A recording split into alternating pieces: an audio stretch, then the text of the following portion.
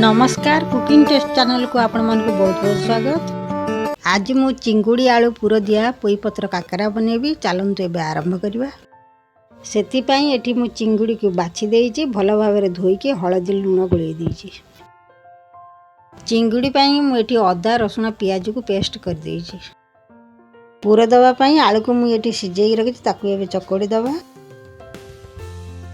सबु आलू को मु चकोड़ी देइछि। चलतु एबे पुर करवा। गैस ऑन करी एबे मु कढ़ई बसै देइछि। कढ़ई एबे गरम हो गलानी। एथिरे मु सोरिष तेल दे दोउछि।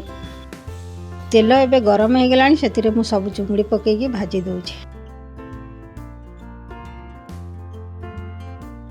एबे चुंगड़ी सब भाजी हो गलानी, मु आकु काढी दोउछि। एबे मु सेही कढ़ई रे किछि सोरिष तेल दे देइछि। तेल एबे गरम हलानी, मु सेथिरे अदा रसुण पियाज पेस्ट दे दोउछि। आकु हमें 3-4 मिनट पाई भाजी दवा। अदा रसुण पियाज पेस्ट एबे भाजी हो गलानी, मु सेथिरे स्वाद अनुसार लूण पके दोउछि। हल्दी गुंड, लंका गुंड, चिकन मसला भी पके दोउछि।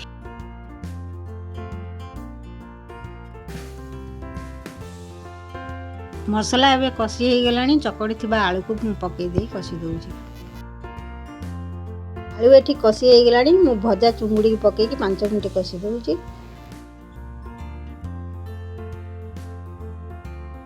एठी हमर पूरा रेडी हो गला। चलंतु एबे घोल तैयारी करवा।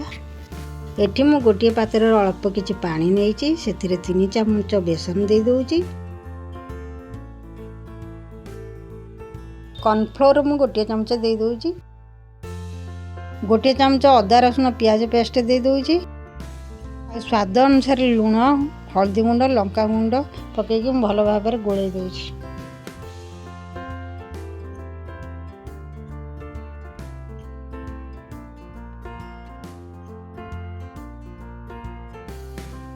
एबे देखि पारुथिबे घोलटी को एमती रखिए। बेसी पतला करिवे नै कि बेसी काठुआ करिवे नै, जेमती काकरा धीरे लागि परियो सेही भलिया भाबरे करिवे। एबे मु पोई पत्र रे पुर दे देउछि।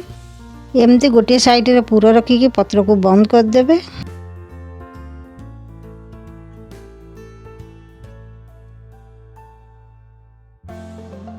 एबे मु सब पोई पत्र रे पुर दे काकरा बने देइछि। एबे बेसन घोल रे बुड़ेई करी रिफाइन तेल रे छाणी दवा।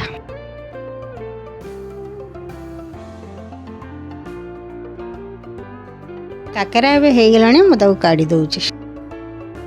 एबे हमर चिंगुड़ी आलू पुर दिया पोई पत्र काकरा रेडी हो गला।